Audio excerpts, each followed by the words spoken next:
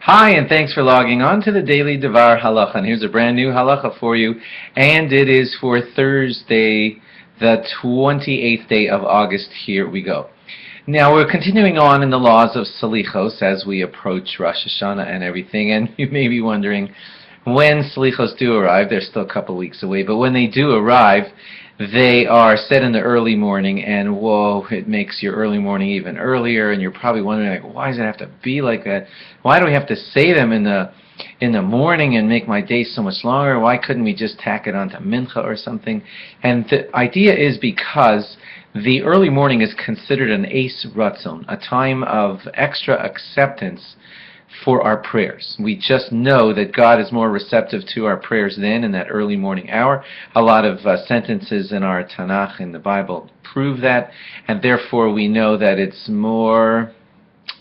just going to get it done. It's just going to get us a better answer to our tefillahs if we say them in the early morning. And that's why slichos are said so early in the morning. You don't have to be at a minyan to say the slichos, but if you're not at a minyan, you're going to miss out on certain parts of the slichos. The Yud Gimel Midos, they're called. Those are the parts where you say Hashem, Hashem, Kel Rachum Chanun, where the whole congregation calls it out together. Well, you're only allowed to say that part with God's name and everything if there is actually a minyan there. So if you're going to be saying slichos at home on your own, then you won't be eligible to say all those lines that say Hashem, Hashem, Kel Rachum. Also, those paragraphs that are written in Aramaic, you'll kind of recognize them. They're in harder words, harder to read than the regular Hebrew of the rest of the slichos. Those Aramaic paragraphs also cannot be said if you're not with a minyan, and that's because we believe that only with the power of a minyan can those prayers not written in Lashon HaKodesh, in our holy language of Hebrew, only those Lashon HaKodesh ones, the old Hebrew ones, only they can get to heaven directly, even through private prayers. But if you wanted to have Aramaic paragraphs have their effectiveness, they're only going to fully work if you're with a minyan. So don't do those paragraphs, those Aramaic ones, if you're not with a minyan. And also, incidentally, those Aramaic paragraphs, although they don't all say it at the beginning, they're begun with the words Elokeinu v'Elokei Avosenu, our God and the God of our fathers. Unless the paragraph begins with one of the other forms of God's name, then it would be repetitious and you don't have to add that on.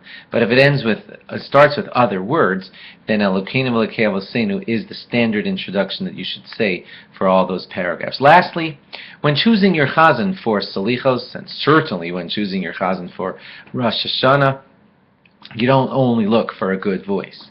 Certainly when you look at all the attributes that a Chazan is supposed to have, good, sweet voice is one of the attributes, but there are 5 more that are also incredibly important. They have to do with the person being a good person. So here they are. The person should be Yarei Shamayim. That means someone who fears heaven. You can just tell by the way he leads his life that he's awestruck by God and he follows in the ways of God. Has to be that type of person.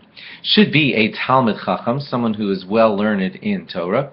Should also be someone who is 30 years or older. Sorry if that makes any of you feel bad, but we consider it like when a person's 30 or older, he's just got, don't take offense, but more maturity in his tefillos. Same for someone who is married. We would like the Chazan to be married because when someone is praying for his wife and his family, there's just that much more oomph, if I could say it, in his prayers because he is praying for himself and his family and everything.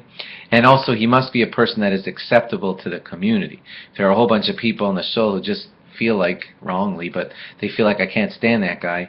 That wouldn't be good. So you should try to have all these 6 things worked out well, 6th being good voice, and all 6 of those you should try to get in a Chazan. Now it is true that sometimes it's hard to be a Chazan and find someone that has all 6 of these characteristics, but you try. If you can get all 6, you try for all 6. If you can get someone that has 5, well, that's second best. But certainly don't ignore all of these. Try as much as you can to make sure that the person saying your slichos and your Rosh Hashanah, leading your davening and everything, is this kind of person. Thanks for logging on, and log on again tomorrow for more. Bye-bye.